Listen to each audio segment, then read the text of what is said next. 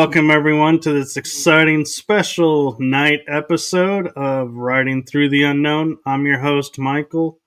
And before I turn it over to my guest, I want to make a quick announcement. Tonight's episode is the 101st episode of the series, so I appreciate all of you for watching and joining me on this journey, and also want to just state tonight's guest I am so excited to have on. I was so grateful that he accepted my invitation to come on. I am so blessed and honored to have him as a guest, and his bio, I will admit, was super challenging to fit inside the requirements of certain networks, so I am not going to read his bio to you all. I am instead going to turn it over to my guest to introduce himself, the one, the only, super amazing, multifaceted Bryan M. Bowden. Thanks, Michael. I do appreciate it. Yeah, I have a big bio, and every time I do something, I add something to it. One of my buddies that I do paranormal with, he goes, "Oh, you added another paragraph." So what I do is I say, "Here, take whatever you want from it. I don't care what you rip up. Just take it and whatever." So I got to work on a shorter one, but it's kind of hard because the reason how it works out, it's almost one begets the other. So I am Bryan M. Bowden. I am an artist, author of music, singer, songwriter, paranormal investigator, UFO researcher, experiencer, cryptids, you name it, high strangeness. The only thing I do not do is anything with demonic activity. That is above my pay grade. I started out in business. I worked for the International Monetary Fund, World Bank, and then I went to Wall Street, and then I left that. Well, I kind of left that, and I did a think tank. I now do screen printing and branding. So you get all these things like Harley Davidson or Indian, or I prefer Indian right now, or whatever, hats, swags, that kind of stuff. I do it in my spare time. I'm a remote viewer. I'm a member of the International Remote Viewing Association, and I never wanted to admit to it, but I do have abilities in the psychic realm. I have a lot of them. So I've worked with the Bronxville Paranormal Society. I'm actually the number 2 there. From Alice Anariga, I am the Region 5 director of the North American Dogman Project, which is basically the dirty South from like North Carolina down all the way over to like Louisiana, I believe.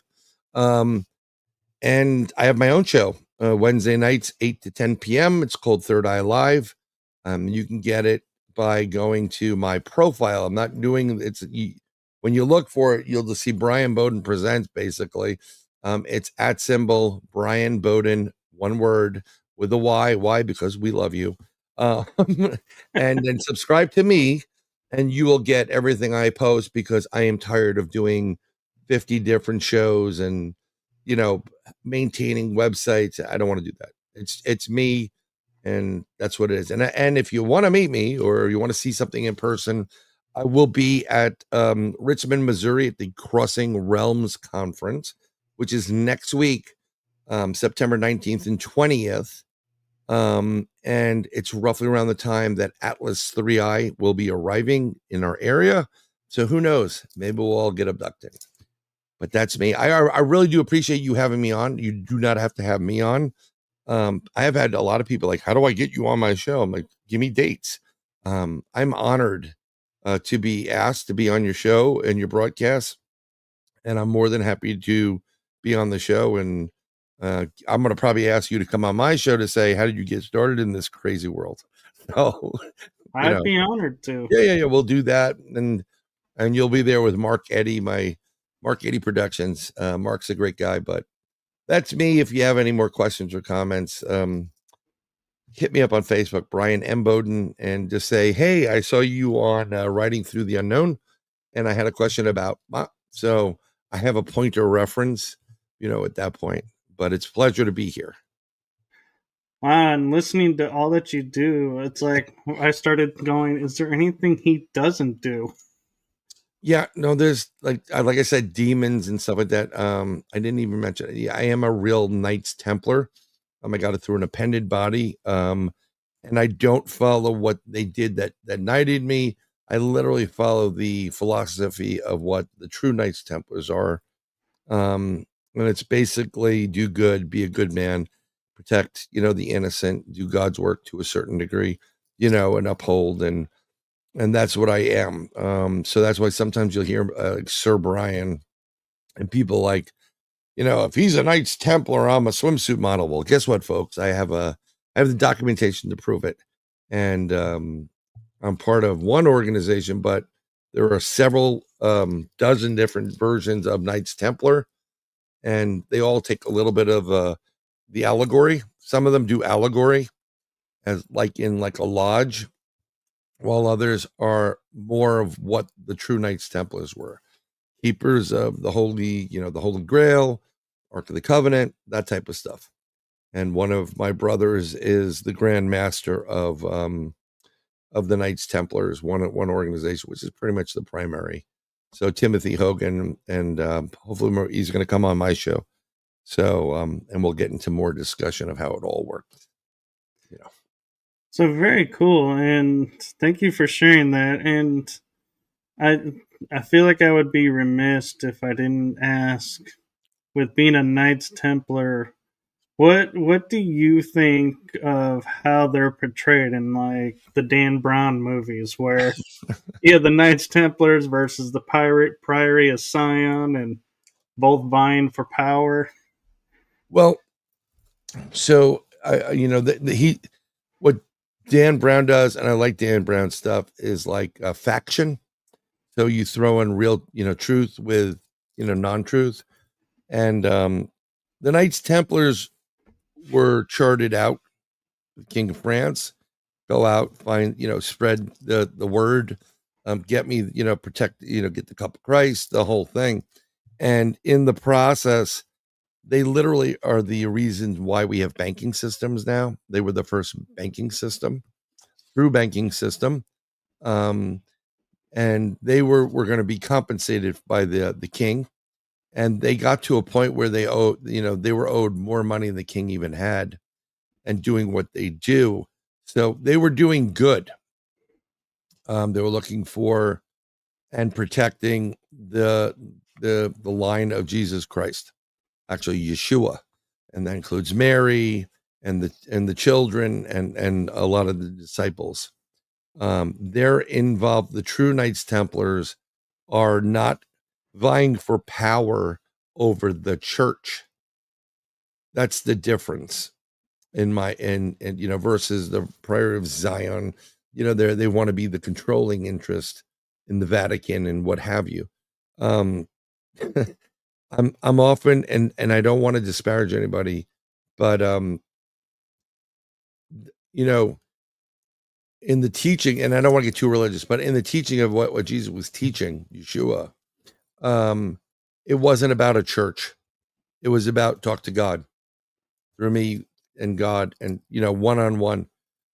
Church is control, and it's also community. Don't get me wrong. I mean, it builds community, so don't get me wrong on that. But I don't think he would be happy with what he sees coming out of it currently. And it's about, when you get to the Priory of Zion, it's about controlling people. And the only person that controls you or should control you is God and his word. And I think God's a he, because if God was a she, we'd all be dressed, a lot better because that's the truth. So that's the main difference. There's right and wrong. There's good and evil. There's a battle of good and evil going on today. And it's been going on for a while. We saw some evidence of that recently, and I'm not getting involved in it again, but there's right and wrong. And I think part of the problem we have globally, it's not just a U.S. problem, is we've taken, at one point in time when I was growing up, if you didn't do what your parents told you, you were in trouble with your parents, but you're also in trouble with this all-powerful, mighty being, whatever the spirit is, whatever you grew into. So you're going to have to answer not only to mom and dad, which could be difficult, ooh, that belt hurts. But you also have to answer to God. And they've allowed God to be thrown out of the equation. And so people don't have any kind of moral compass or own what they do. And that also goes in the paranormal too. There's some people in the paranormal that will just do whatever they have to do because they want some kind of fame. And I've seen a lot of backstabbing going on, and I stay away from that. You know, I don't call people out, but if someone asks me about somebody and I know the truth, I'd say you may not want to go out with that person, or you may not want to. That's my way of saying don't do it. Trust me. So No, and I respect that, and I try to stay out of the drama of everything as well. I got 2 daughters. I don't need any more drama in my life, you know. And they don't care, like Knights Templar. Yeah, whatever. Get me this.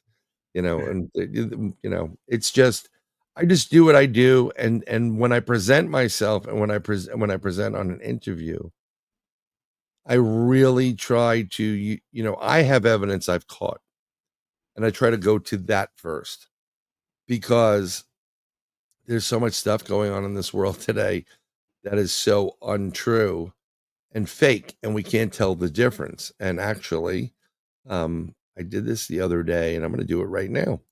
I'm going to share something which I saw, which was very interesting at one point. I thought it was great, and it was interesting, but to be brutally honest, there's a lot of BS to it. It's all BS, actually. Where is that video? And I'm working because I had like 10 things going on at once. I think that's it, and we'll see. Nope. I had a couple of different things that once I find it, I'll definitely put it up. There it is. Okay, 20618. I just have to look at where things are. 20168. There we go. So I came across this, and it's really, really good.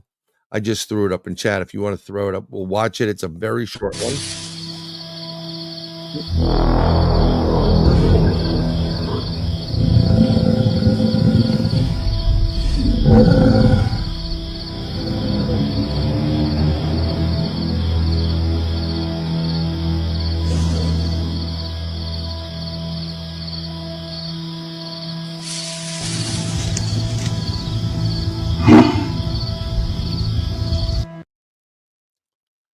So it looks really good. And you're like, oh my God, they got a Bigfoot. No, that's all fake.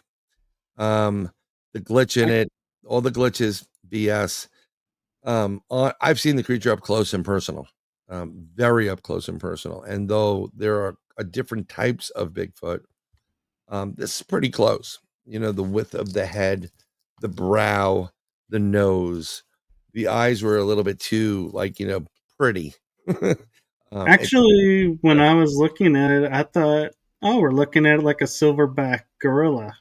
Right. And if you listen to the the grumbling and stuff, I mean it's more cat and gorilla, enhanced than actual Bigfoot. I do not believe that is to be a true video. And that's the problem we have today. A lot of the AI stuff that we see, we can't, we used to be able to tell because, like, if you did, like, a human being or something with hands, there'd be 6 digits or 7 digits on the hand. There were certain tells they couldn't do hands right. If you go to Instagram, I see this all the time. There are all these really hot, beautiful women on Instagram, and you're like, wow, she's great. And I'm like, yeah, that's fake. And you could see where they still mess up. It's a darkness in the mouth, and there's certain it's all fake. It's not a filter. It's a made up AI. They just capture it, code it. You can put out videos left and right. We can make AI videos of ourselves, capture our image, turn our head, get whatever you want in there, and then keep it and say, this is the character, have them do X, Y, and Z, and have them say X, Y, and Z using this sample voice, analysis. And I will, I'll be saying things and doing things just like you can do, you know. which would be great because, like, when you go to work, you can just put your AI up. How's it going? We're doing pretty good, Chief. Thank you very much. Yeah, that would be great. Like, meanwhile, you're out like golfing or at the the shooting range or the park with your kid or whatever.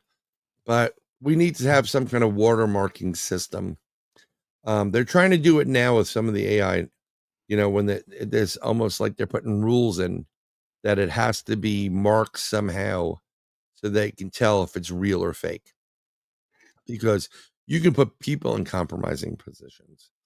When I was doing my book with Amazon, I had to, for each version, being the Kindle, hard copy, and paperback, had to sign a statement digitally that said there is AI or there is no AI. Yeah, I mean, you could write a book using AI very quickly, like literally within 30 minutes. If you want to pay for the higher end AI, like, Chat GBT, say, I want a book about this, this, and this with detailed points on 1, 2, 3, 4, 20. I want images that relate to, each point and source. You can just put whatever you want there and you go, boop, hit the button. It all comes out formatted, copy, paste it in. And then you have to actually now paste it into another program, which will take out the digital watermarks they're putting in with Chat GBT. And then you have, a book and you sell it. There's some benefits to AI where, you need a quick summary of something. Let's say you have a guest on that has a book and, we have lives. I have guests on with book. I'm going to tell you straight up, I haven't read your book. I don't have time to read your book. They don't pay me to do my show. I appreciate you put all that energy and effort in there, but I'm not here to sell your book, nor am I here to do a book report. I want to talk to you about your experiences like a friend. If when you wrote your book, do you think your friends, I think they appreciate that you did what you did. Like, dude, that's great. You wrote a book. That's really awesome. Right. But you're not expecting all of them to read your book and ask you questions on and interview you. Right. Right. Your friends, you have your friends will be like, F you, oh, look who Mr. Book Writer's here. You know what I'm saying? So it's just, but if you needed a quick summary, like a cliff note, and for all the kids at home that don't know what the hell cliff notes are, before there was AI, there was these little company called Cliff Notes, and it took Romeo and Juliet and comprised it into 10 pages where you could understand what was going on in the, and just get by, perfectly. So it's a great way to summarize something. Well, another good way, it's also great to say, some of these companies charge you for transcripts on your website, on the shows. And you don't have to you don't necessarily need to get the transcript, pay for it. You can actually say, transcribe this video. It's 2 hours. This is a link. Go to the link, transcribe, the video and the people in there in the video speaking, and it'll go and it'll come right out. Pretty cool though, I've seen like StreamYard has where I can get a transcript of everything, and then I was like, why do I need a transcript? Well, it's like, when am I ever going to sit there and go, oh man, that episode, man, I'm so sad I didn't get that transcript. Right, but with YouTube does transcripts on everything. It's just another way, and it goes like as you're speaking, the words would be highlighted. It just gives you the time mark, the timestamp, and then what was said. And it doesn't say that Brian Bowden was saying it. It just said, whatever I said.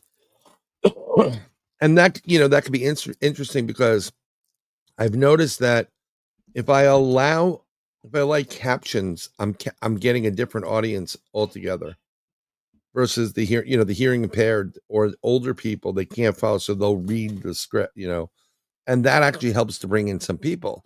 So sometimes you would need transcripts for that. So I think YouTube does it. It allows you to say, can you put, you can put captions in, which is great. But there are other uses of transcripts for people.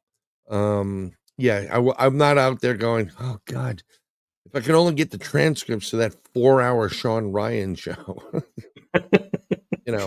It's just, what did he say? Oh, go to page 178. It's right there someplace. Yeah. Just watch the video. Watch it like double speed if you want.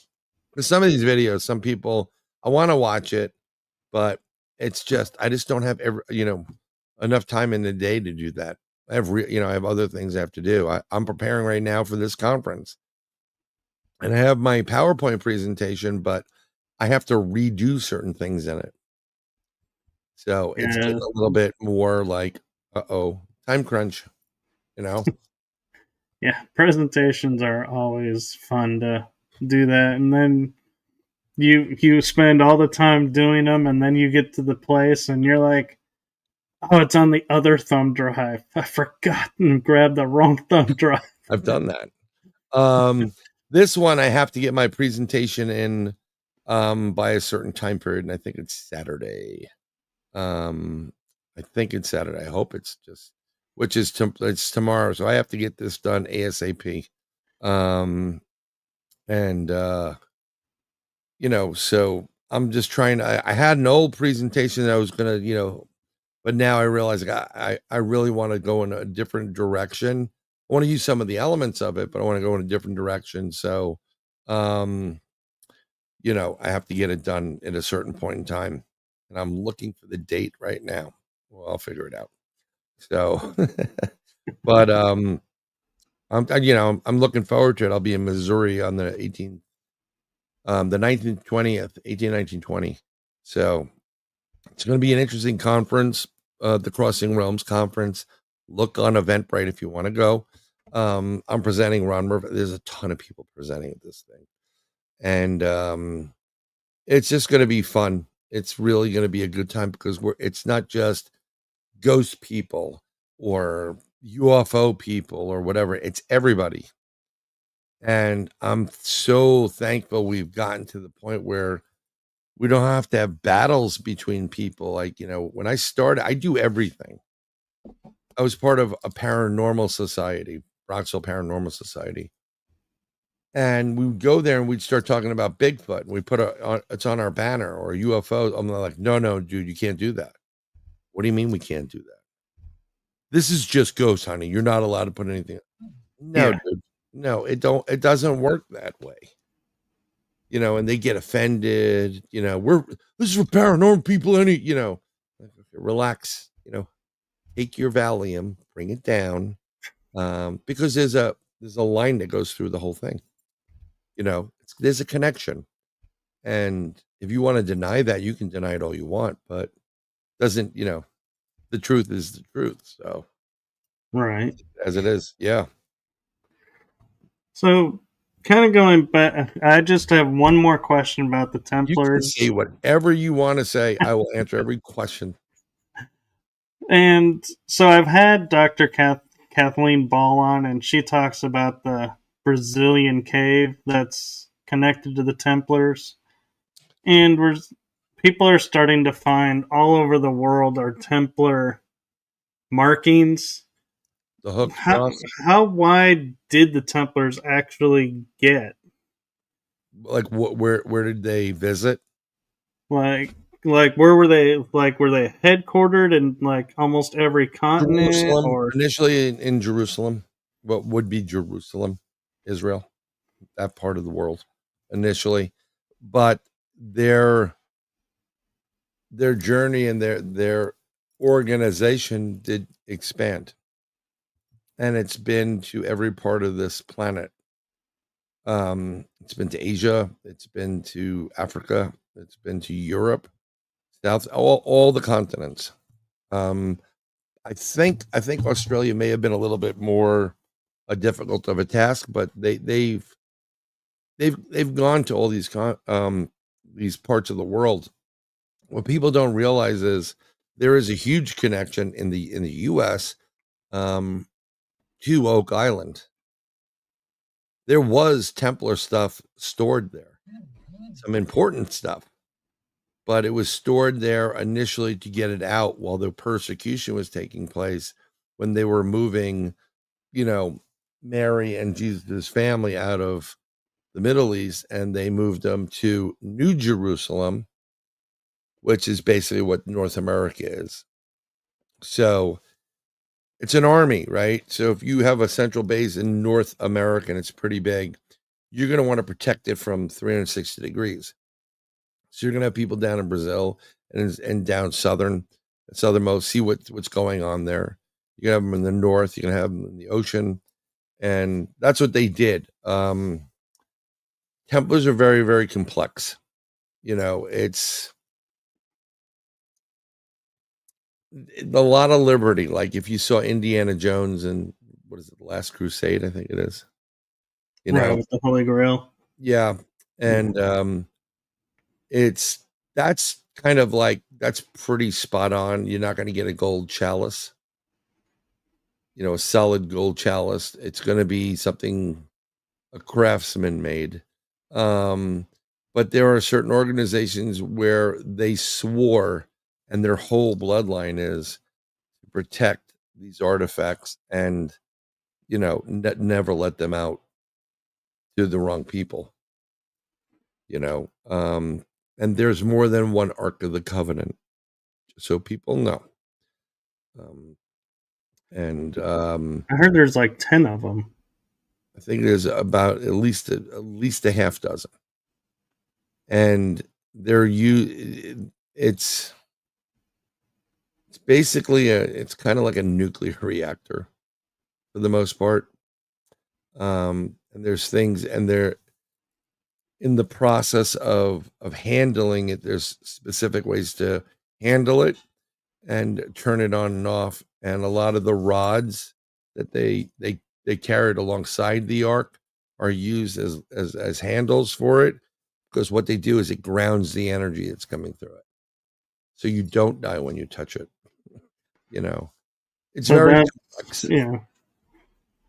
I was going to say they show pictures of the people who are carrying it having the staff, so to speak, to their side, and so, and if you didn't have that you would vaporize, is what they say. Yeah, because think about this, right? So because I'm in Florida at this point, and there's tons of thunder and lightning, and it's off the chart. So if you were outside next to something metal that had energy feel to it, and lightning struck, and you were so close to it, it would hit that, and it's going to look for a way to get to the ground. It's going to go through you and jump through you. But it's like the Tesla coil as well. But once you ground yourself, the electricity just goes through you, but it doesn't harm you. It's the same principle. If you touch the ark and you're not grounded, you will just cease to exist. You get irradiated, and you're like a pillar of dust. It's instantaneous. So, and then there's this. If you watch some of if you read some of the old history on the Grail and the Templars, they'll tell you that some of them have touched the ark because it was falling, and they've died instantaneously. Others, while carrying it, have gotten certain burns on their face, which is basically radiation burn. And so, because nobody's seen it personally up front and publicly admits to it or having it, we don't know. We have to take the word of certain individuals. But so if the Templars still have them, do you think they're going to anytime soon release them and say, here they are? Nope. That's not what it is. It's not about fame or fortune. It's about you and your soul and your pledge to Jesus and God. And then some people think Jesus is God, and I'm not discrediting that. Believe what you want to believe. I do not believe. I believe Jesus is. I think we're all sons and daughters of God. Okay, so Jesus is a son of God, but he's also a messenger, a Messiah type of thing. He's one of God's messengers. We've seen dozens of them. Even Moses was God's messenger. You know, Pharaoh, let these people go. You know, they always pick somebody, and usually they pick somebody that is not the holiest of holies. They're troublemakers. They've done things that are nasty, but they have a certain charisma about them or presence that people react to positively, and they can command more people. So that's why they pick who they pick. So, do you feel like with everything that's going on in America, with all the markings and everything being resurgent and the Templars becoming more in people's faces, that there is, one of those Templar devices here in America, or Yeah, I think there's several. okay. I don't know I will tell you straight up, I don't know the locations of them. I'm not that privy. It's something I could talk to certain Knights Templars privately about certain things because we're not giving away the farm here. And if you want to Right. be a Knights Templar, you can join too, and then you will find your path. Some people enjoy the chapeau and allegory. I don't. That I think that's fluff. It's not. I I don't speak for God, but I know what godliness is and to do God's work. And doing allegory is not God's work. Doing right is God's work. Being considerate of people, even the ones that are rude and nasty to you, you know, or don't have what you have, or think that you have more than them, and it's consideration. It's walking in another man's footsteps, or a woman, understanding that they don't have constitution, the capacity, the money, whatever it is, to do what they do. It's the whole paying forward stuff. It's kind of like that. It's like you just do out of your own heart and goodwill, and treat everybody with kindness, not just, you know, pink people or red people or yellow people or whatever. No, everybody's equal. We're all human beings. And Mm. it's a little bit more complex. But from what I understand from Tim, there are several, if not a dozen, within the United States. He will never tell you. He will go to his grave never telling you.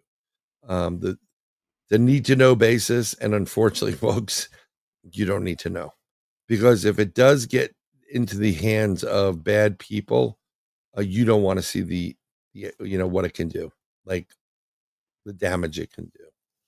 So And I respect that. And I'm thinking of like the top movies that portray the Knights Templars, since we mentioned Dan Brown. yep. And I naturally go to National Treasure. Do Yeah. you feel like the way that they portrayed him, like the FBI guy having the ring Yeah. and working behind the scenes, is that more of the Templar activities, or did they kind of go off script too? No, I know. Oh, that's really funny. So when we talk about how most people get to become a Knights Templar, and it's men, not women, um, I am a Freemason. I am not the Illuminati. I swear to you, trust my bank account. I'm definitely not the Illuminati. Um, I was very interested in it for the historical factor. So, and there's some really great people there that are more like family to me than my own flesh and blood. So there's some people that are just assholes, and whatever. But we have a lot of people. We have religious persons, people of religion. We have people that work for the government, in the military, and whatever. And there are certain people feel the way I feel, that yes, they went to an appended body called the Knights Templars and joined a commandery and were knighted officially, with, pledging loyalty to Jesus Christ. But these men and women take it a lot more than one step further, like I do, and it's not doing things in allegory. That's what Freemasonry is. It's allegory. It's storytelling. That's how, and it's passed from one person to the other person to the other. And men go through the process, and then you get 3 degrees, and then you're equal. Everybody's equal. You're brothers as soon as you start. You are made a brother when you feel it in your heart and your mind. And then you have a choice to continue on and do appended bodies. I did. And that's why I did what I did. But I take a totally different philosophy that is very contrary to the stuff that they do in that body, which is the same place in National Treasure. The gentleman that has the ring, I have the same ring. And he joined a lodge, but some people know it's would they answer to a higher power? You understand? And they know it. So they're going to go the extra mile and protect things and make sure things get to where they have to be. So I would assume that if there's something of significance, like in that scene of with the FBI agent, it'll lead to X, Y, and Z. That once the FBI comes in and he's in charge of it, it's not going to go to that room owned by government, filled with all those boxes that have, like at the end of Indiana Jones, like, we have it in a safe place and it's a big warehouse. They're going to protect it because they swore an oath to uphold, what they needed to uphold. And they're going to make sure that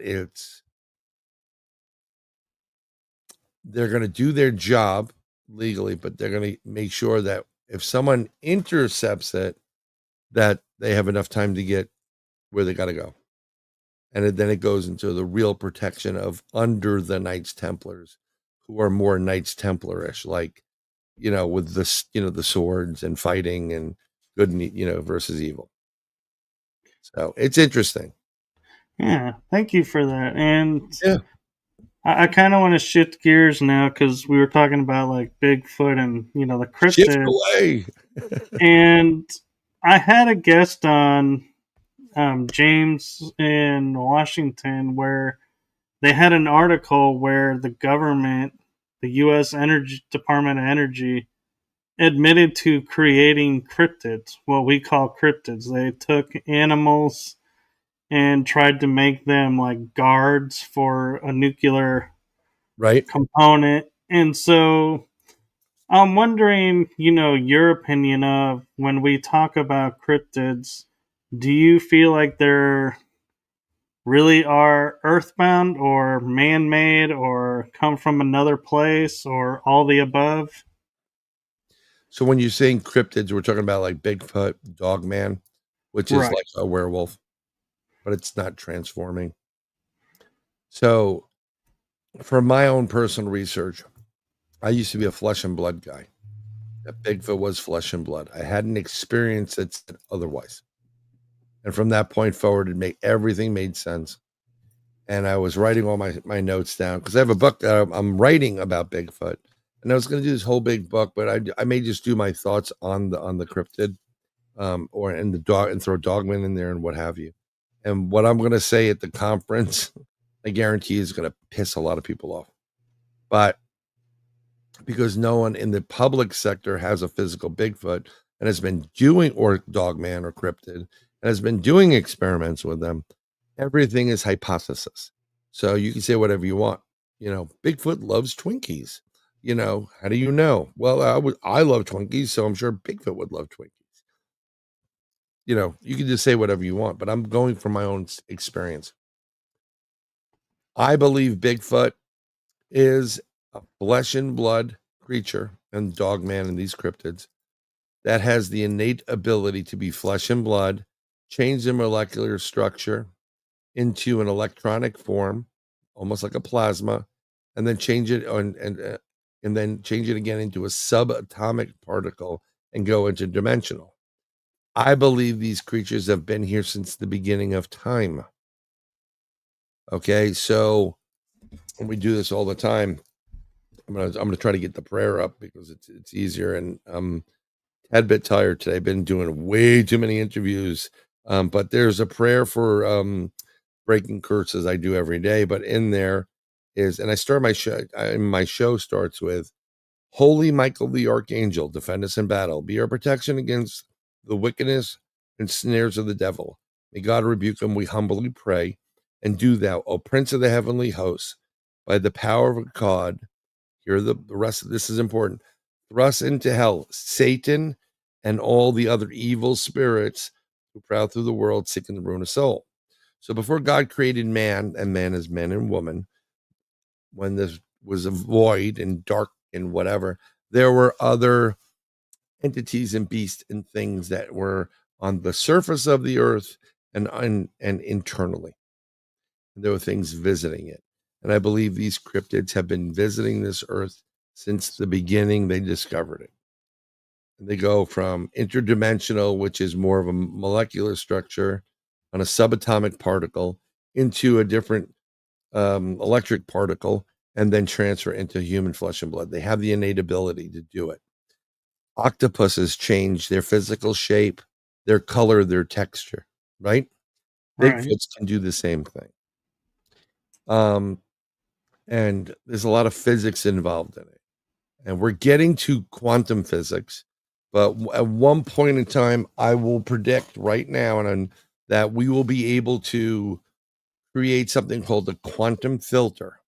And you'll be able to go back to all these old videos and you'll apply the quantum filter to the video, and you will see all the other spirits that are in the room with you or things taking place. And you can't see it because we can't tune into it. It's on a quantum level. And that includes ghosts and family members. But I know for pretty much a fact I've gotten contacted by people through cell phones. I don't give out my number too often, if ever. I get phone calls from all zeros. And they've confirmed that they're military personnel. Their job is to protect bases.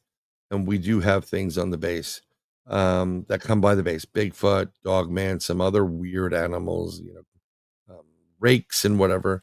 Their job is to protect the military base so that they don't have any problems and no one gets killed. And they also go out and protect the general public from certain events. And they try to capture these things alive because, like I said, they have active camouflage, just like the predator. They can do it. They're super duper strong. They're, upwards, well over 12 to 15 feet tall, some of them. Okay. You're talking about creating a super soldier.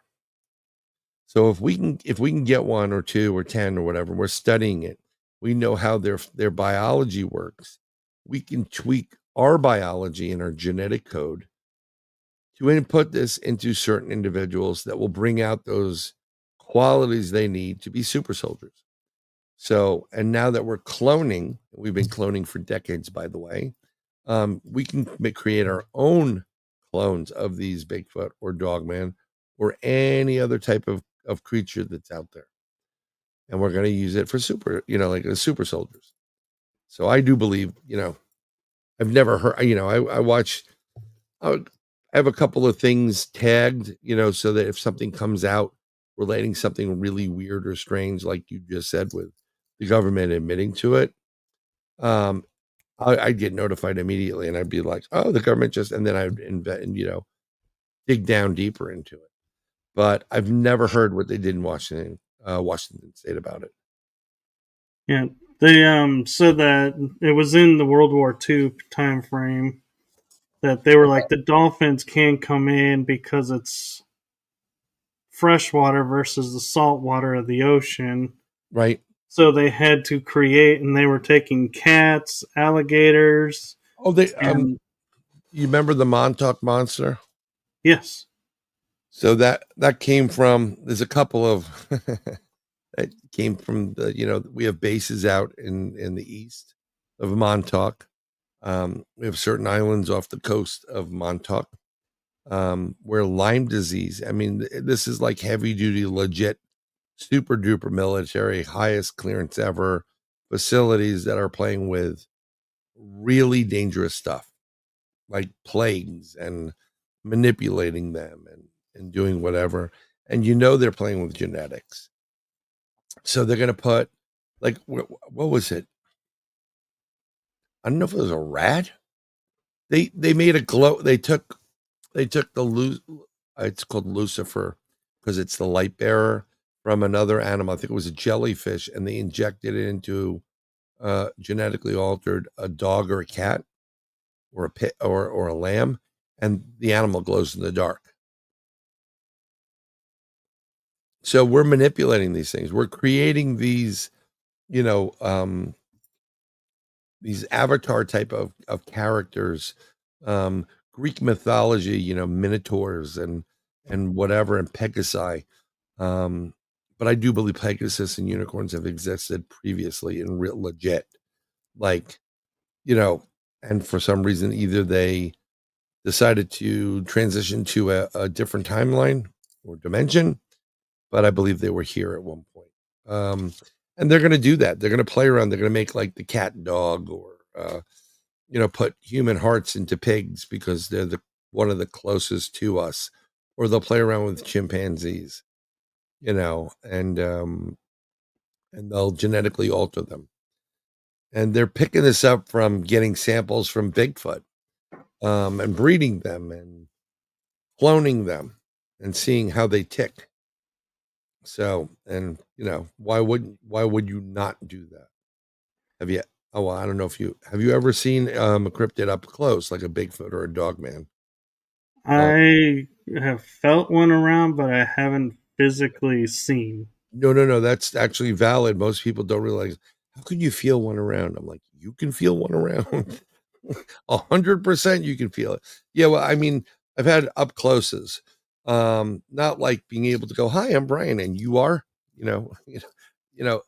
close. And you can see, like pretty good, I'm not thinking about take my camera, take a picture. I'm just in awe that there it is. That's the legitimate reason why I don't have the video. I don't have the footage. Why I don't take a camera out. On top of that, in the process of converting from flesh and blood into a different format, which is more molecular based molecules, and light, they're going to drain my battery anyhow. So I'm never going to be able to use my phone to really capture them. But Right. it's just a crazy world. I think we definitely have some of them like that. And one thing I want to kind of pick your brain about a little Sure. bit that I'm not sure if you've studied into or not is like the story of the Ark, how it Okay. had two animals of every kind. Yep. And when we think about it, it's like I always was like, that can't be real because you put a lion with the lamb, it's going to get hungry. You're not going to have two lambs. So Yeah. instead, I started thinking What happened maybe to the lamb? these arcs are Oh, I don't know. genetic codes stored. And so they had two lion genetic codes, two lamb genetic codes. So after the flood, they could bring them back if they wanted to. That's a great theory, and I love it because that would answer a lot of questions. But why would they need such a big boat Well, if they what? weren't carrying everything? I mean, hear me, right? So, like, if you look where the Ark of the Noah's Ark was built, a lot of the animals that there's certain animals that are indigenous to the area it was built in, right? Right. Place in the Middle East. So you're not going to get where are you going? How are you going to get a Siberian tiger? Or a Tasmanian devil? It's the concept is just like, well, how did they get two of each, male and female? And I think it's more along the lines that if we're to believe he was told to build an ark by God, and God controlled the weather, like I'm flooding this place, then God could, and God controls everything, including the animals. There is a way to have God say, your instinct would be as a lion to kill the lamb and eat, but I'm commanding you not to.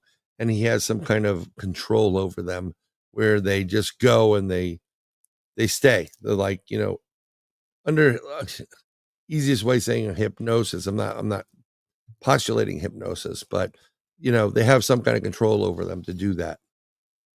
Right. But I like the theory of it being like a genetic bank, kind of like that seed bank they have up in was in the Netherlands, I believe, or Antarctica. Yeah. And isn't there one in Greenland too? Yeah, or maybe it's Greenland and not Antarctica, because so they're trying to get seeds from every plant of the world and store it. Here's the problem we have with that right now. We manipulated the crops so much in the US with allowing genetically modified that we don't even know if the seeds anymore are heirloom type seeds. We don't know. You don't know what you're collecting.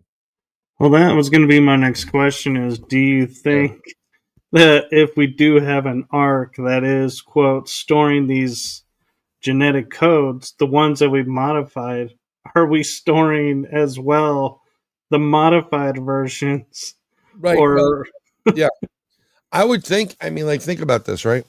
So when man was originally created, well, we have two different versions of it, right? We have the biblical side of it. God created man, whatever. Then he created, Adam and Eve, right? Well, Adam right. and Lilith. Let's just get started. There was a Lilith before Eve. Lilith was like, the hell with you. I'm not listening to you. So Adam's like, oh, I'm sad. So he got rid of Lilith and then he created Eve, and Eve was a little bit more subservient. Excuse me. And from them, Adam and Eve have children, and they have children, they have children, they have children. Well, here's the problem with that. You can't, if it's all made from the same two, there would be a lot more um well, issues. We'll just say, I don't want to say mental, retardation, or there'd be defects. And then there would Anomalies. be inbreeding and there's defects. And we see a lot of that stuff actually in some of the cryptids. If you see some of the facial features of some of these cryptids, they do take on characteristics of just like there are certain um defects in our genetic code. So if someone will have a flattened nose that's wider, a cleft lip, their face will be like, I call them side talkers, because their face, these are all defects within the genetic code. And then on top of that, if you take the genetic code of Asians, that's broken into subparticles, and then so now you're mixing everything. Okay. And we don't know, like, are we taking I don't think the humans today are the same humans that were like at ground zero. Human zero. It's totally different human being. I think it was tweaked and developed a little bit further. And I think we got to a point where whomever was doing it, I believe God was doing a lot of it, but there's a good chance some extraterrestrials were doing it. Some were like, no, make them more subservient. Don't make them be able to think, because then you have control over them. And eventually, over time, you're recreating. Like the grays that are behind me, right? The tall gray, well, that's just a BS gray right there. But the little grays that come up, those are extraterrestrial biological entities. Those are the ones that look like the communion grays. They're no more than 4 feet tall, but it's basically a clone. But they have certain abilities, and they're endowed with, in their creation, with certain abilities that allow them to vibrate at a higher frequency and cut through metal and walls and whatever to get the subject. And then let's say they were going to try to get you, and you went into like a room within a room within a room, right? They'll never catch me here. Well, they can vibrate at the same frequency of every one of the materials in the room and pass right through it. And then they have an ability to, with physical holding of you, transfer and take control of your, hijack your head, your brain, and be able to tune you in to vibrate at the same frequency so you can be, levitated out. So there's some people think that some of the extraterrestrials that are here are our future. I don't know about that.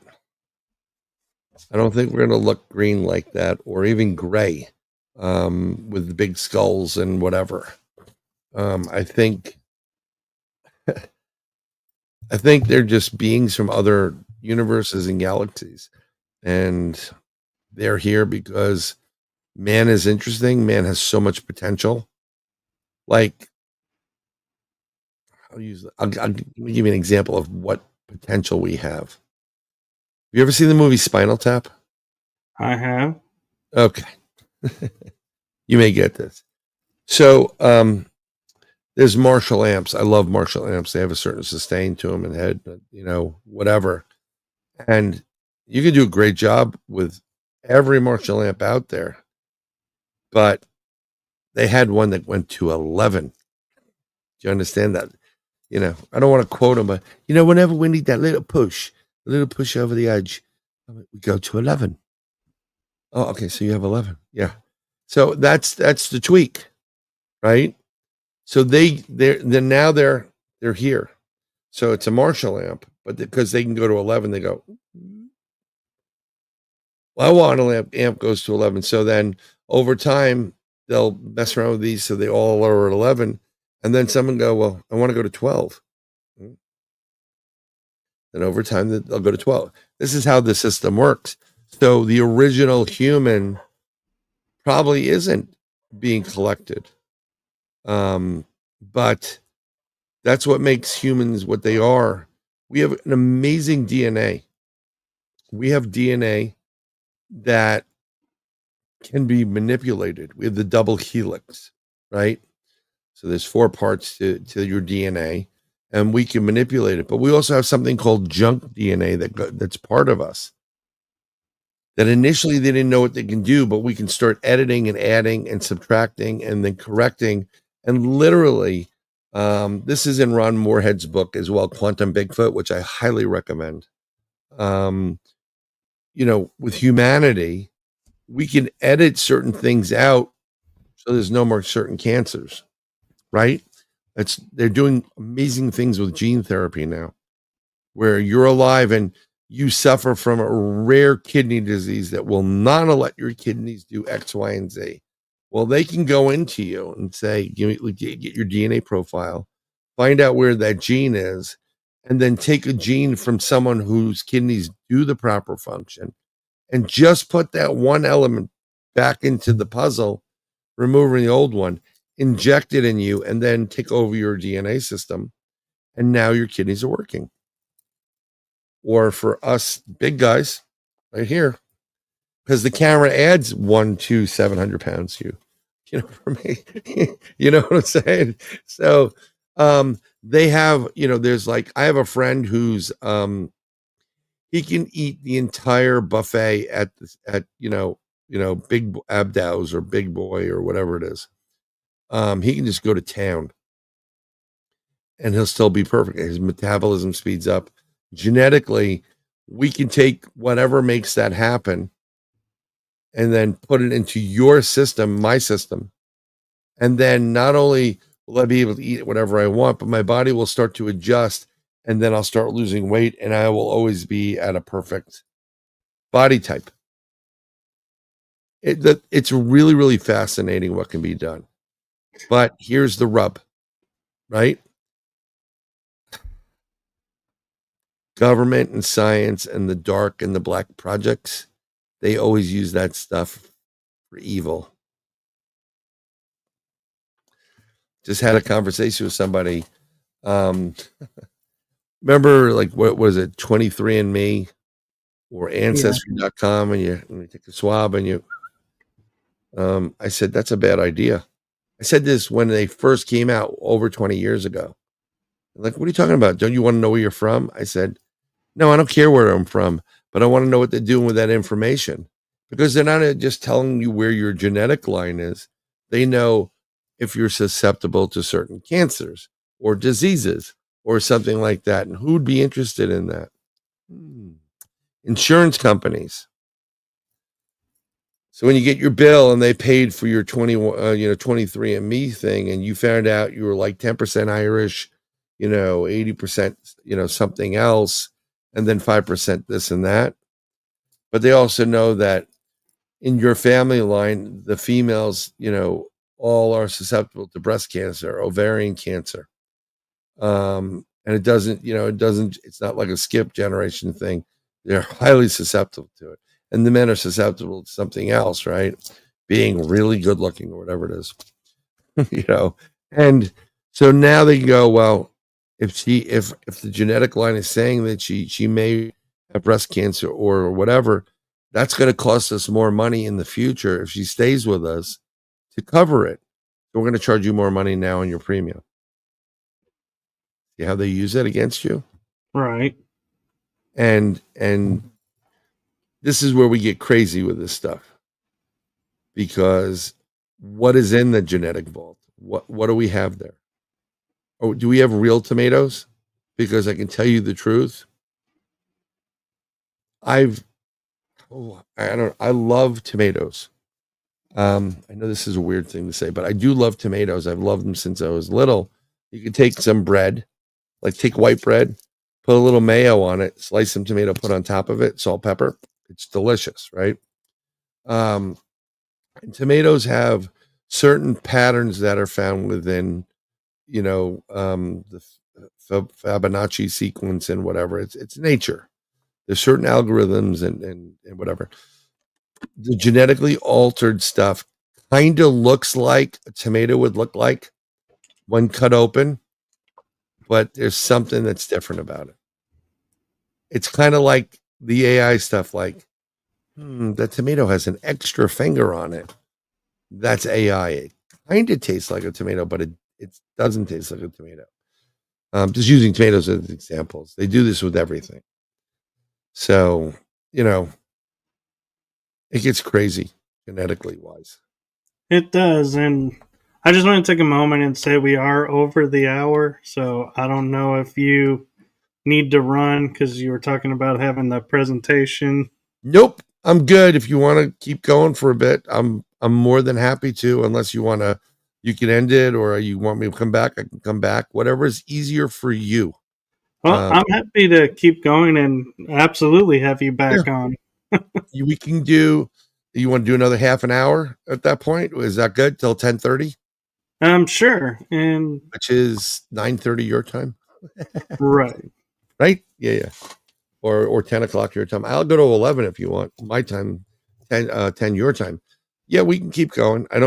Nothing bothers me. No one in my house wants to hear me talk. So, Well, you mentioned a few times about like UFOs and I'm just stuff. eating jelly So, beans, just so you know. Sorry. oh, you're fine. Yeah. So, what are some of your favorite UFO experiences? Um, I had a couple when I was younger. I grew up way back when, before the 2000s. Okay, because there are people out there that are born 2000 don't believe anything happened prior to 2000, but a whole shitload did. Okay, and my mother used to work in a summer camp as the head counselor for the girls' side in Connecticut. So I got to go to summer sleepaway camp for free for 2 months, and we'd stay up there longer. It was fun. So everything I knew about the paranormal growing up until the age of probably 16, I thought Pacific Northwest, or Nepal for the Yeti, Washington State, or Bigfoot. Never heard of a chupacabra at the time. Loch Ness monsters in Loch Ness, Lake Champlain had something. So, like, if I wanted to go see these things, I have to fly to Scotland for that, and I have to fly out to the West Coast for the other thing. Little did I know that these things were everywhere. A lot of these things are everywhere. And one time in sleepaway camp, we're hanging out, we're playing Dungeons and Dragons, when it first came out. That'll give you an age, okay? Yeah, I have all the original books. Now it gets a little bit weird. And we went outside, and there was it was a full moon. And I grew up in New York City, so I loved astronomy and the stars, and I was into the planetarium. And when you went into northwestern Connecticut, there was very little city lights or lighting that was going to affect your view. And you can actually see the Milky Way, the galaxy.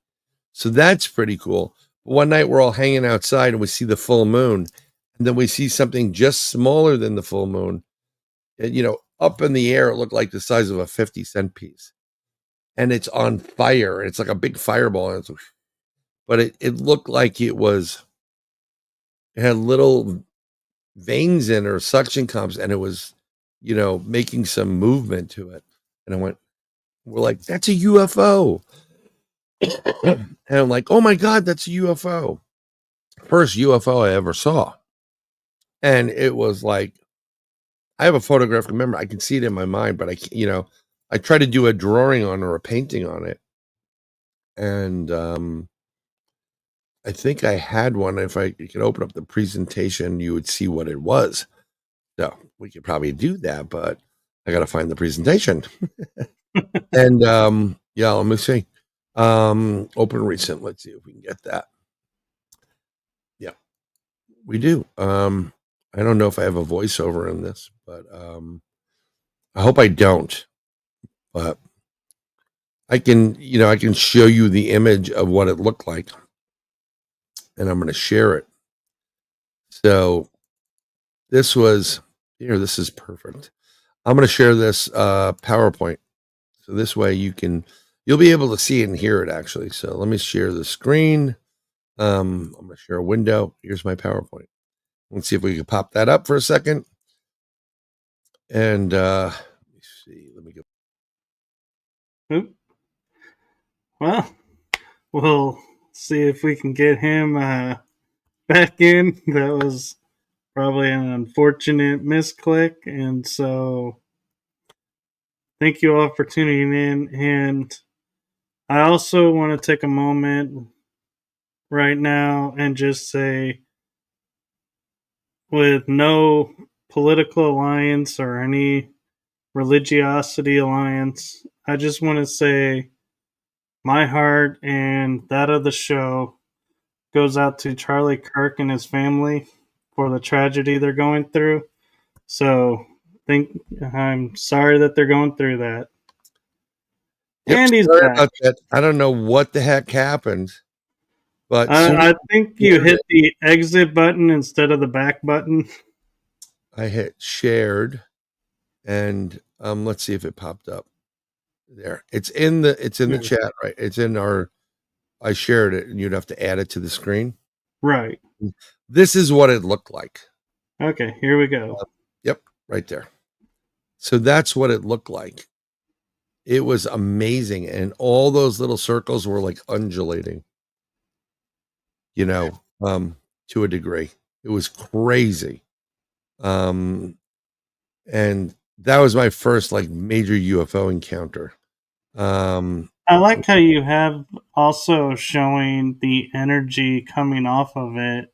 Yeah. In the sky. But this was like, it was so big, and there was some, it seemed like there was flames on it, but it was moving across the sky. So if I went to this image, and I'm just going to flip to it, that's what this is exactly. This is a video.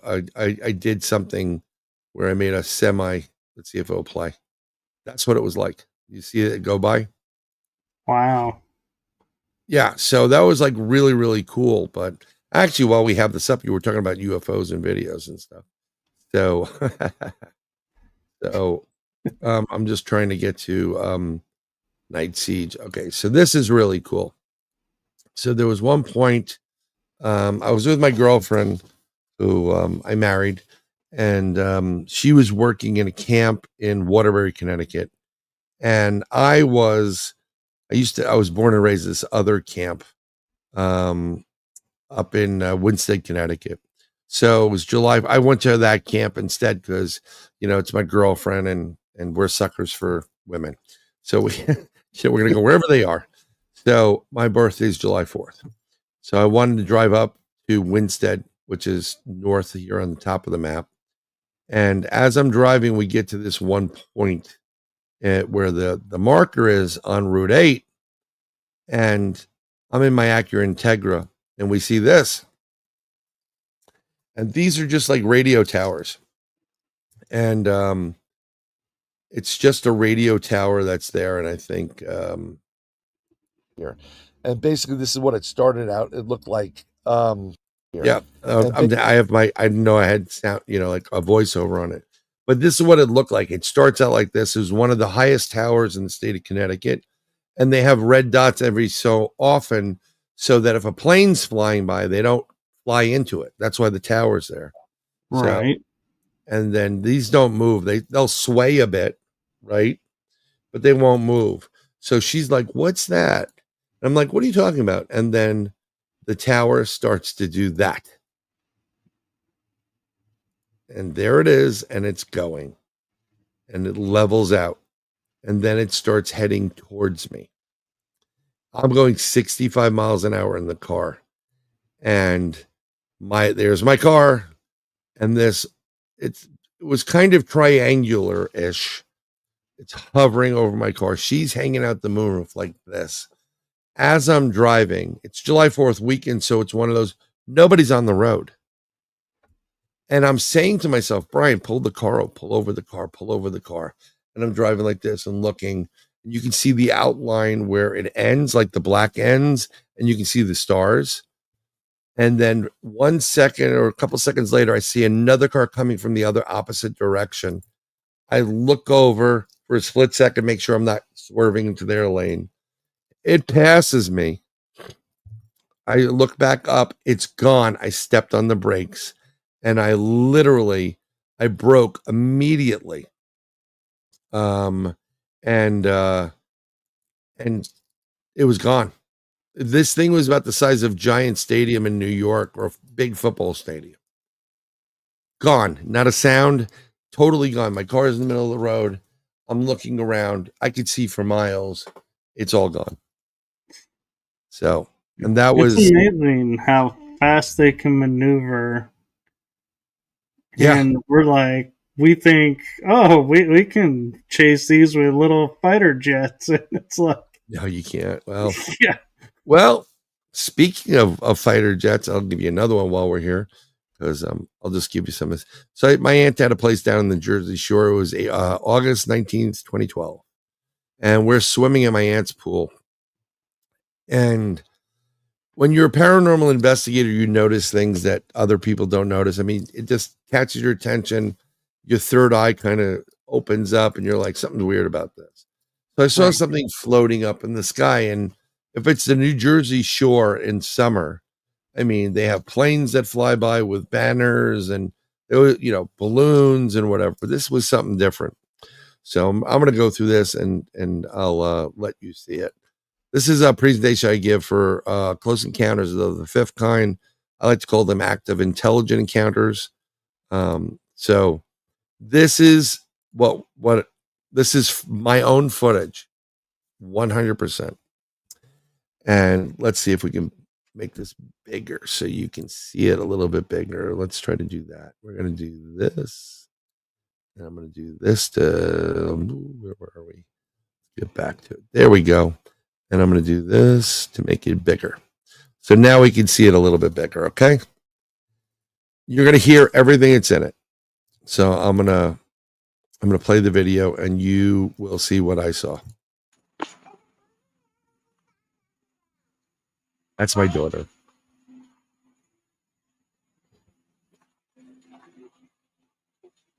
done in the pool for now. Then we're gonna go between so we can go out. And then when we come back, we can done the rain. We can finish. So I see this black object in the clouds. I'm thinking maybe it's weird. It's coming in and out. And I'm zooming in on it now, trying to find it.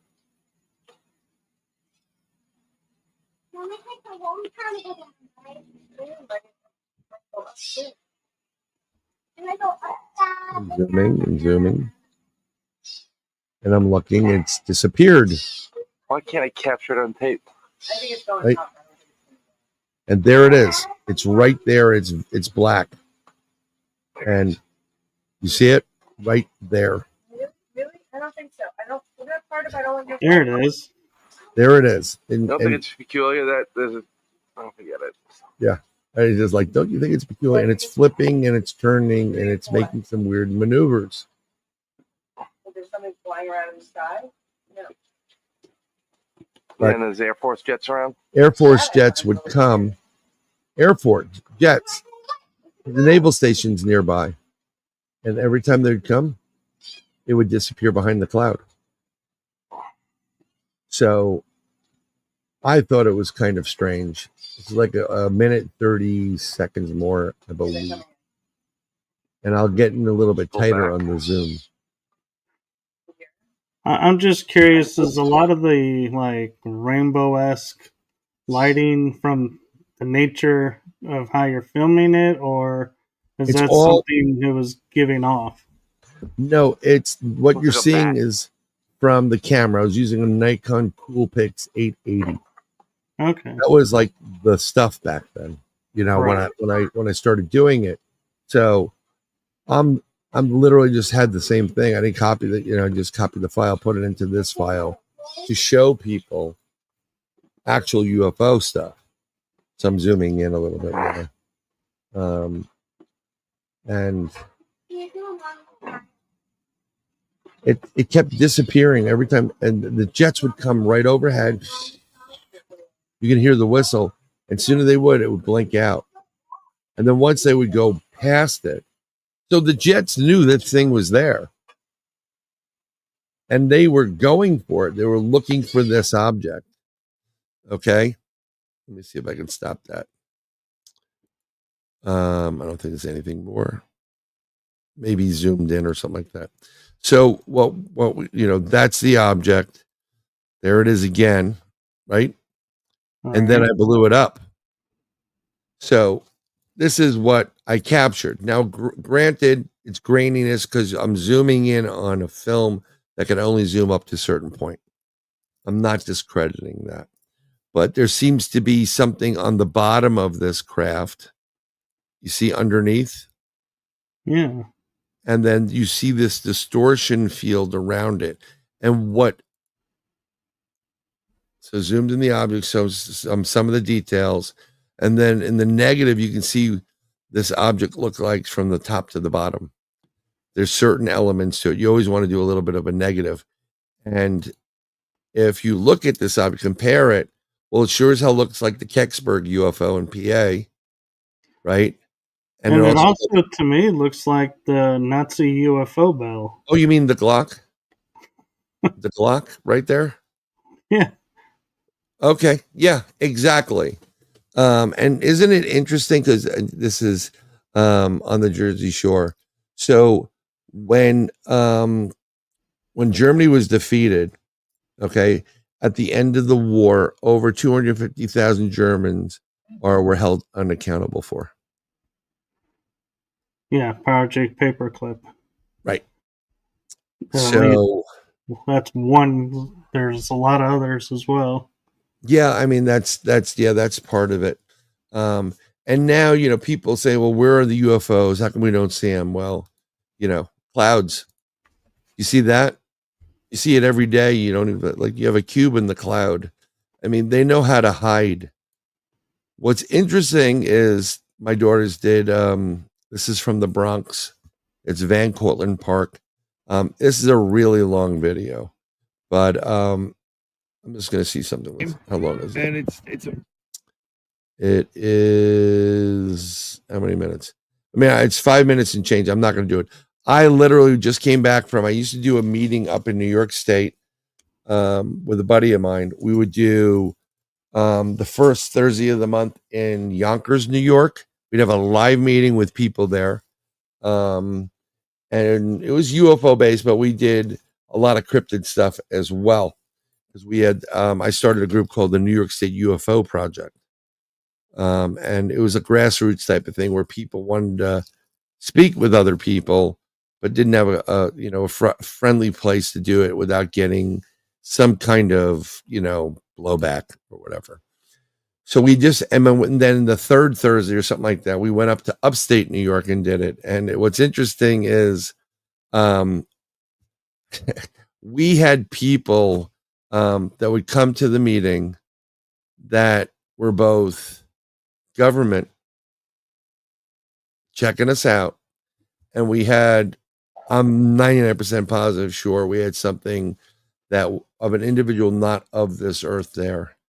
This one guy named John, who was a wonderful human being, but John would vibrate and distort when he sat there and he got happy. And I don't do drugs. I'm doing Tic Tacs right now, but they're not drugs. So when I came back down, my daughters were doing like softball practice, and I filmed this for over 5 minutes. And I'm gonna like kind of roll through it a little bit like quicker than normal, if it's all right with you. And you'll see this thing looks like it's flipping and flopping and changing direction and size and shape and what have you. It almost looks like it changes color too for a little bit. Right? Yeah. So it keeps going and going and going. And as I go like this, I mean, it'll just keep going and going. This is cell phone video. And it was pretty good at the time. And it disappears and it comes back. And then it goes, where did it go? Now, I thought initially this may be a drone, but this is, 5 minutes to change. And it's moving real quick and distance wise. And I was like, that's really weird. So we got to a point here where when I go do video evidence, right, or audio or whatever, I literally listen to it with headphones. And with videos, I watch the video, but then I have to watch it again. I go frame by frame by frame by frame. Something pops up, I'll mark it, then I'll go back to it. Something popped up here, and you're going to see something pretty damn cool. This is one of the frames of it, and I'm just going to play it because I think I slowed it down. There's the object. It blinks, and then we see something that looks like a fly, right? Right. You saw that, right? So I did. Right. So I got it. I went to it. I slowed it down again. Here comes the fly. Boom. So most people say, oh, you have an insect in there, right? No, we have a craft in there. Look at that. I stopped it. Look at that. And that correct me if I'm wrong, but it was like even as you slowed it down and slowed it down again, yep, that craft moved at the same speed. It's like it did not alter to the speed of the camera. Nope. And this whole area right here, doesn't it look like it could be an engine or a bay? Like you could take this craft and fly it into it, and this is and then you see this distortion around the craft. That's the anti-gravity field they create in order to do the stupid things, the crazy things they do. So let me zoom in a little bit more too. Let's see. Yep. Look how much bigger. Here's the little one. Look how much bigger this is. And it's like my mind, you know how they say it generates a shape that your mind recognizes. And so the pareidolia. Yeah. So when I'm looking at it, it's like I start like going, that looks like a Star Trek shuttlecraft. Or the shuttle in V. Remember the TV series V? It looks like that. And they had a bigger engine in the back, like, whatever. I literally just caught this, and this is why you have to. And then I change it, into a negative. There's definitely something around this area. It looks like there's energy or something, and it's a distortion field, and then another field around it. And this, you saw the original video, it was a split second. Right. So they can manipulate time, space, energy. We go through different things, negatives in color, and then it's there, and then it's gone. Actually, there, it almost looks like a car. Yeah, it does look like, could look like a card there. So, I mean, this is some of the stuff that I'm gonna stop sharing right now. But as far as UFOs are concerned and stuff, yeah, it's it's really weird. Like when different video games. That's really funny. You said that. Yeah, I'll tell you. After moving to Florida, the clouds remind me of The Simpsons. Oh yeah. It just, even when it rains here, it's beautiful, and you see the different rays. I mean, if you go to again, I'm gonna see if they'll let me do it here. So you want to go to YouTube.com. It may not let me do it in your chat, because then I understand.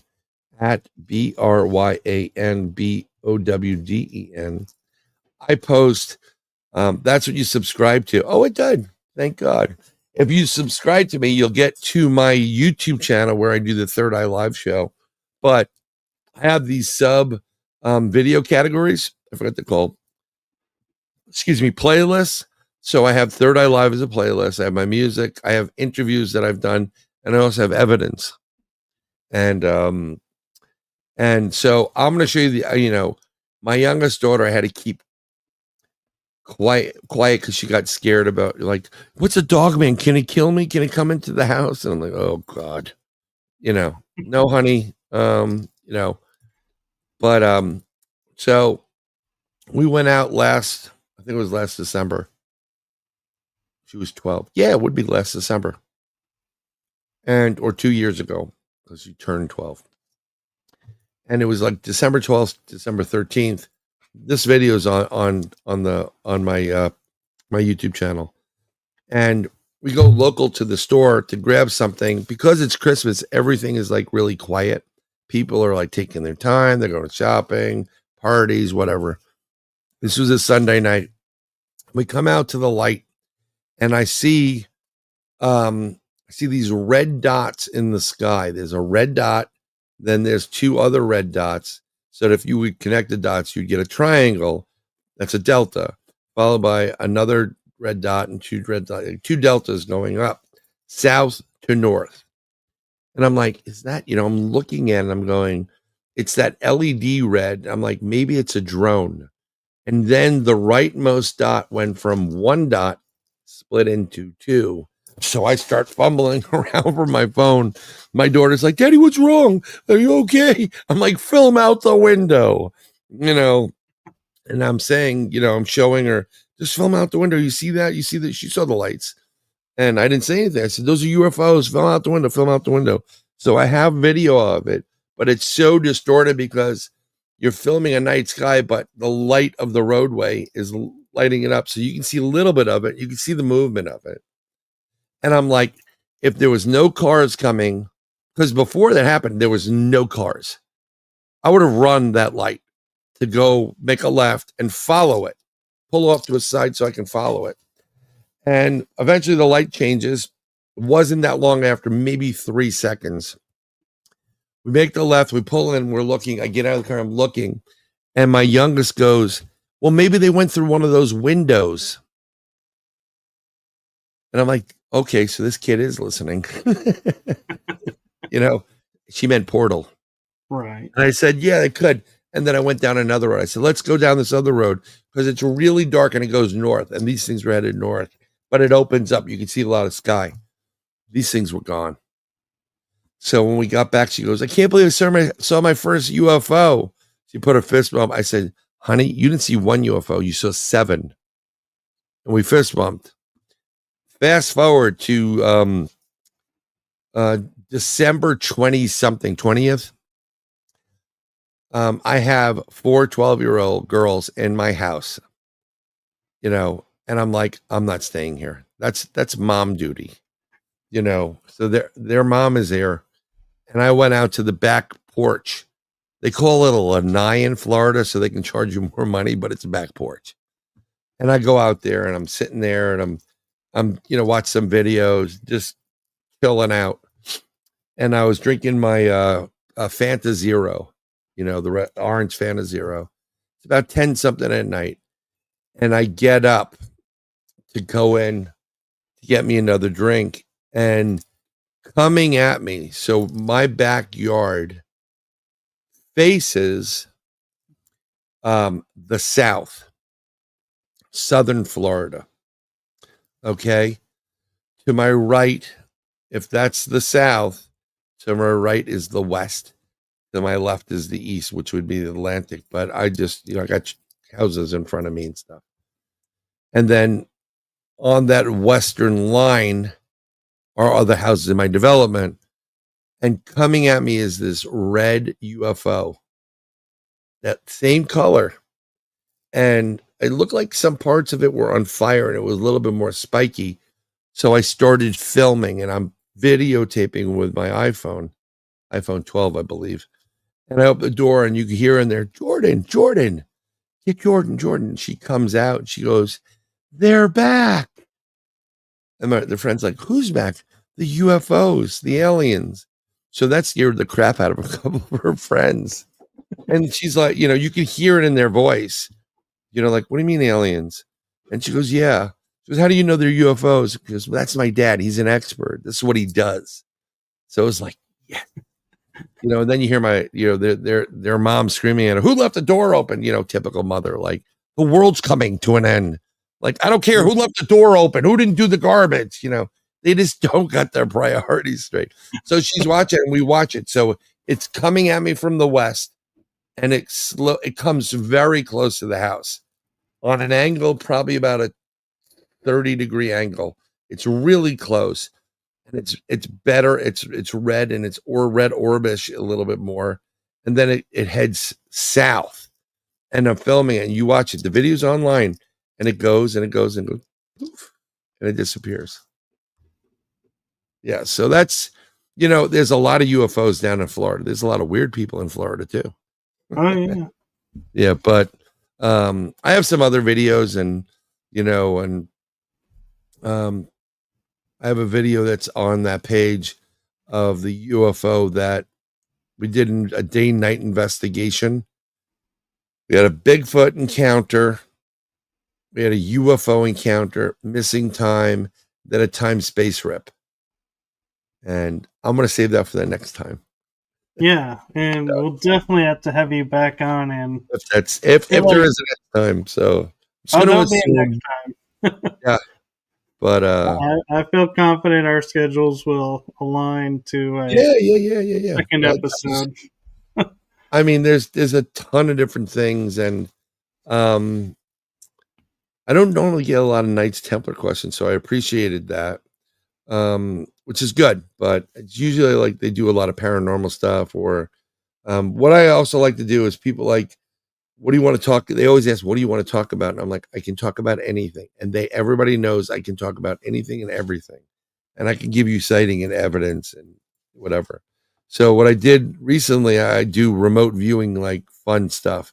So if you do have a live on the normal day, when your chat gets up there, we can do a couple of remote viewing.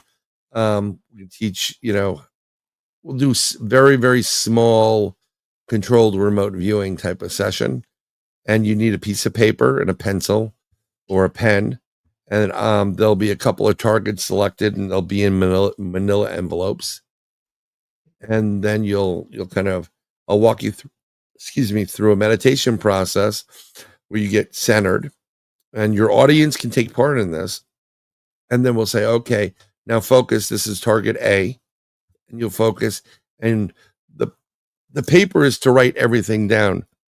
Some people use dots or circles. I'm get the hiccups right now, or hash marks. So they'll write down red, green, blue, circle, whatever they're seeing.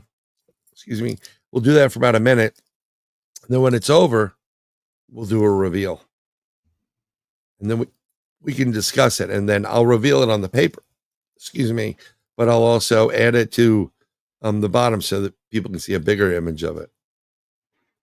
That'd be And really cool. yeah, it's really cool because it gets you started in how to remote view, and how to activate your third eye, and then it gets, it's something that the audience can take part in. I can't believe I have the hiccups at this point, and everybody loves that. You think, oh yeah, Carmen, you're going to definitely see some more stuff. Um, you know, Atlas 3i is supposed to be right at our back door. Excuse me, on around the 19th. So, I mean, there's a lot of speculation about that thing. I did a prediction that we're going to see more aliens and extraterrestrials, and we're going to get more communications over the airwaves. We did it. People asked me before 2025 started, can you get? I told one of our friends that I've done their show, Wayne and Michelle, Michigan Encounters Michigan UFO sightings and encounters paranormal podcast. They're gonna kill me. I some of the longer names are just like, oh my god. They'll be like Over the Hills and Through the Woods podcast, or whatever. It's just, so I said, just a suggestion when I was on as a guest, you guys should get a bunch of people that want to do it, and let's do predictions for the year 2025. Third Eye Tribe right there. Love to see you there. That's great. Part of the Third Eye Tribe, and Third Eye Tribe is the Third Eye Tribe because they use their third eye. So we did a prediction show, and I couldn't make it, but I did a video of it, and I put my interviews and stuff in an interview subcategory, so you can probably see it. Have to scan through with the Michigan show. Ooh, but I'm pretty good. I think my bingo card is almost filled. And I said we're going to see more space debris, asteroids. We're going to watch an asteroid or a comet or something hit the moon. And about a month and a half ago, I watched an asteroid hit Jupiter. Yeah. Yep. And you're always welcome to the lives, and you're Third Eye Tribe and Third Eye Live, and we do what we do. And I mean, we all started giving predictions, and I'm pretty good with it. And Gemma Jade was there, and one of the hosts, Michelle, she has abilities, and she was keying in on things. So it's fun stuff to do too. Yeah. Yes, vibes. Yeah, I have a shirt coming out for the Third Eye Live show really soon, and I hope to be able to share it with everybody so everybody can see it. And I'm not here to sell you things. It's just Right. I'm here to answer questions and help. Everybody, I'm not monetized. Even when I'm monetized, I'm probably going to be demonetized because I speak truth versus the non-truth type of stuff. So they're not going to be too happy with me. Yeah. But so thank you, and I appreciate you having me on. Yeah, where can people find you besides the YouTube channel? Right, you can find me in Facebook jail 99% of the time. Bryan M. Bowden on Facebook. And if you do say, "Hey, I got a question for you," please say, "Hey, I saw you on Writing Through the Unknown." Give the man Michael credit for doing what he does. And I'll answer your questions. Ooh, excuse me. I am working on my own website. I've had BryanBowden.com. I've tried to redo it. I just don't really care. I do readings for people, and if you want to arrange something, we can do it. I can't believe I have hiccups. I haven't had hiccups in forever, and I apologize. I thought it was funny, and I don't even drink. So, and you just find me on social media. Sometimes it's Sir Bryan, sometimes Sir Bryan M. Bowden, and that's it. That's where I'll be. I'm sure you'll see me someplace. If you see Third Eye Live hashtag, you're gonna find me. So Very cool, and thank you for coming on. And we'll definitely have to have you back on because I feel like we've just barely hit the yeah, tip of the iceberg with all that you have going on. it's interesting, isn't it? You know, It is.